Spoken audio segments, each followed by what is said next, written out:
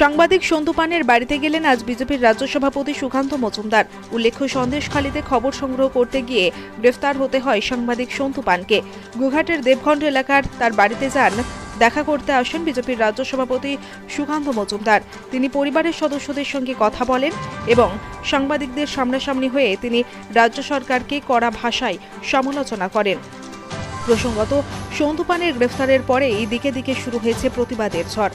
একাধিক জায়গায় press club এবং বিজেপির পক্ষ থেকেও এই প্রতিবাদ কর্মসূচি গ্রহণ করা হয়। এদিনের সাংবাদিকদের মুখোমুখি হয়ে কি বললেন বিজেপির রাজ্য সভাপতি সুকান্ত মজুমদার, চলুন শোনাবো বিস্তারিত। সবার সাথে কথা বলছে, হাইকোর্টে গেলেই জামিন হয়ে যায়। ফালতু কেস দিয়েছে, একদম মানে মানে হয় না।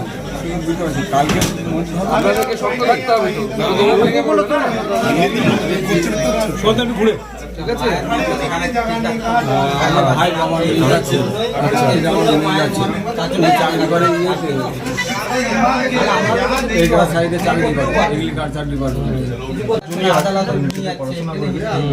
আমরা আছি, একদম চিন্তার কিচ্ছু নেই।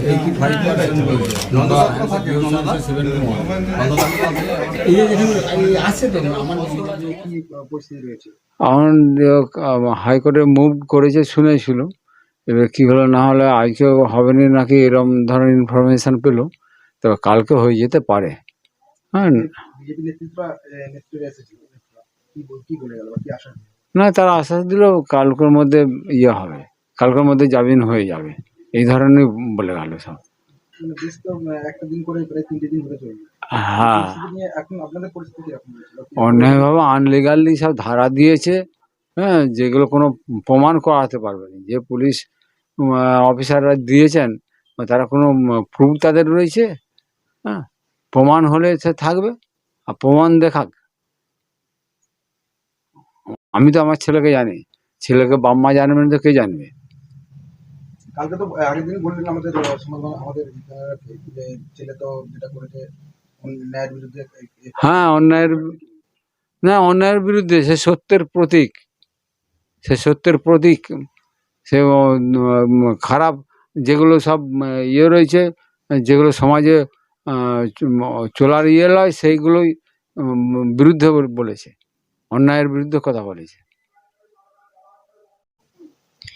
এই বিষয়টা নিয়ে আমি একটা কথাই বলতে চাই যে দাদা সেখানে নিউজ কভার করতে গেছিল, দাদার কোনো দোষ থাকেনি, সে সত্যটাকে চোখে আঙুল দিয়ে দেখিয়ে দিতে গেছিল। সন্দেশখালীর মেয়েদের বিরুদ্ধে, তাদের মা বোনেদের সাথে কি হচ্ছে সেটা সত্যটাকে চোখে আঙুল দিয়ে দেখাতে গেছিল। সেখানে দাদার এটাই অন্যায়, তার জন্য দাদাকে আজ পুলিশ গ্রেপ্তার করে নিয়ে চলে গেছে। আজকে বাড়িতে বিজেপির কর্মকর্তারা এসেছেন, কি বলে গেলেন বা কি আশ্বাস?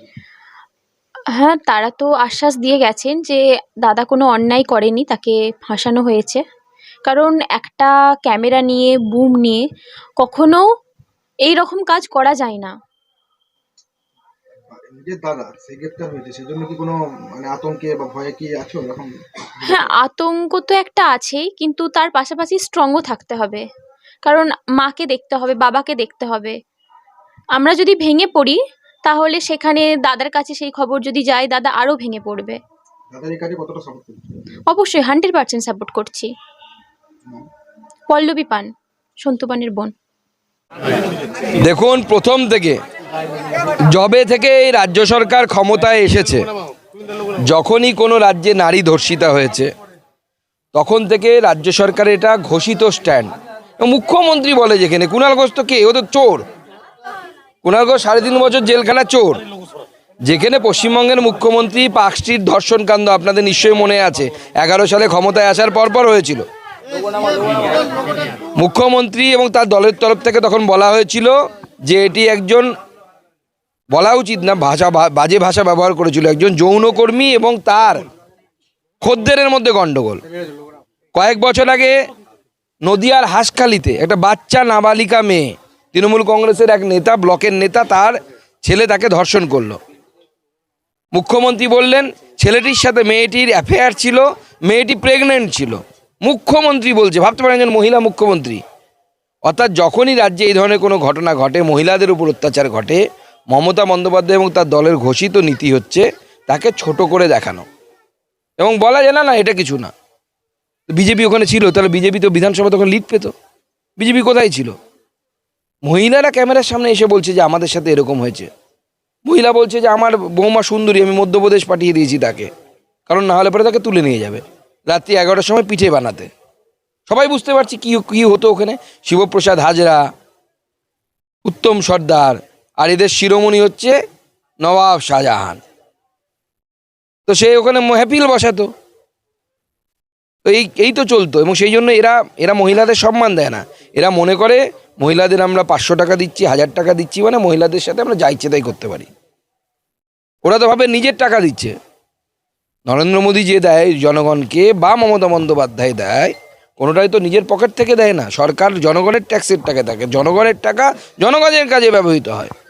কিন্তু তৃণমূল কংগ্রেস নেতারা মনে করে কোনো সুযোগ সুবিধা দিলে, সরকারি সুবিধা দিলে, সেই সুবিধে জনগণের ট্যাক্সের টাকায় হচ্ছে ভুলে যায়।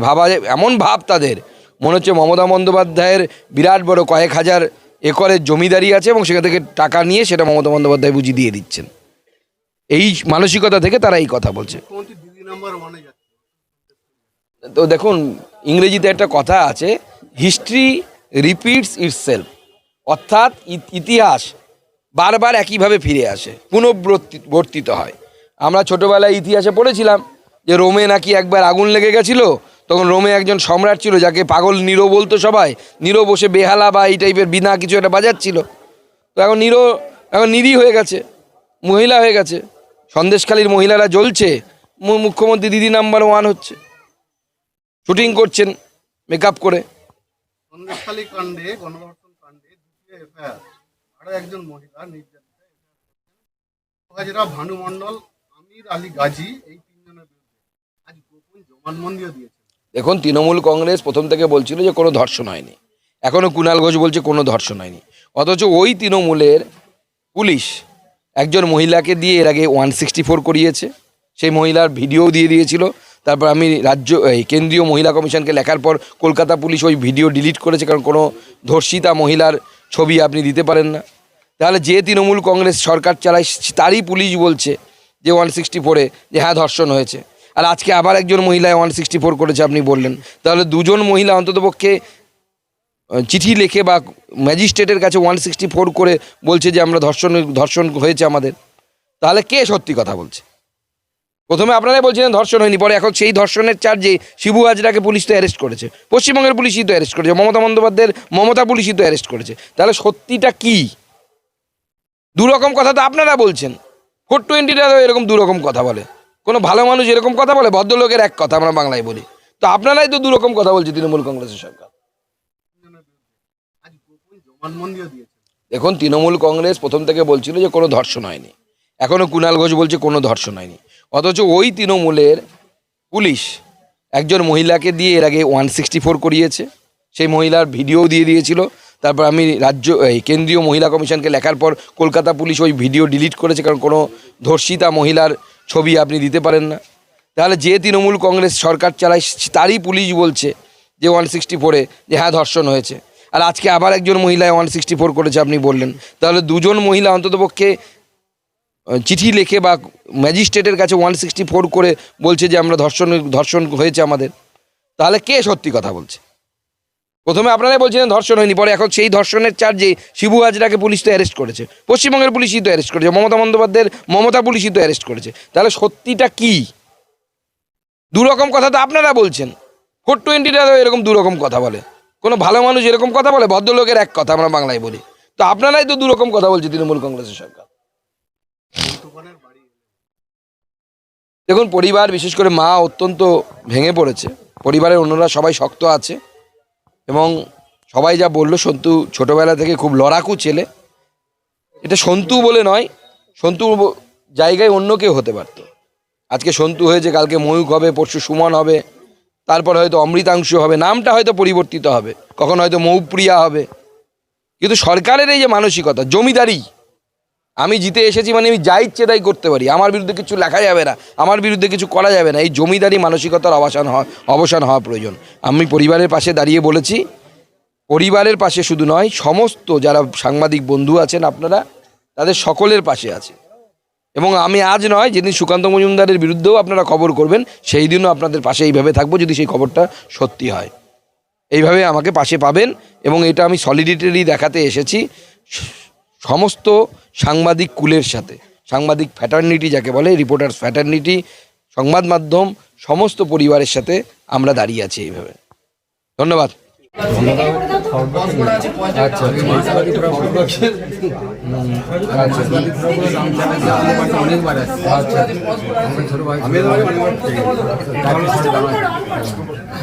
যাক, একদম ভেঙে পড়বেন না আপনি, আমি আছি তো। প্রণাম করেন,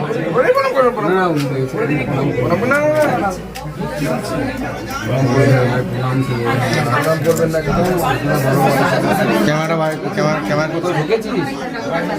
সিবি জমা দিয়েছে কলকাতা, অনেক জায়গায় সিবি জমা দিয়েছে, এবার কথা কি হবে না হবে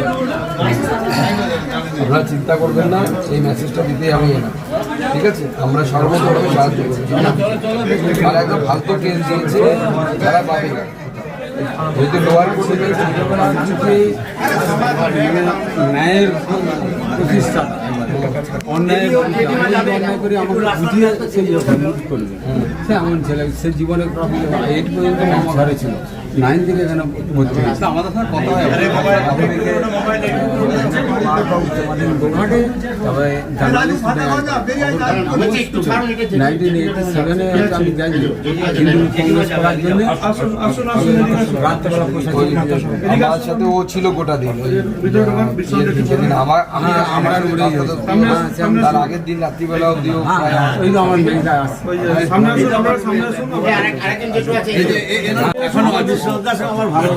এই যে বড়দা, এই যে মেয়েটা, ওই মানুষ করেছে 12 বছর বয়সে, বাবা মারা গেছিল, হ্যাঁ ওই মানুষ করেছে, শরীর খারাপ,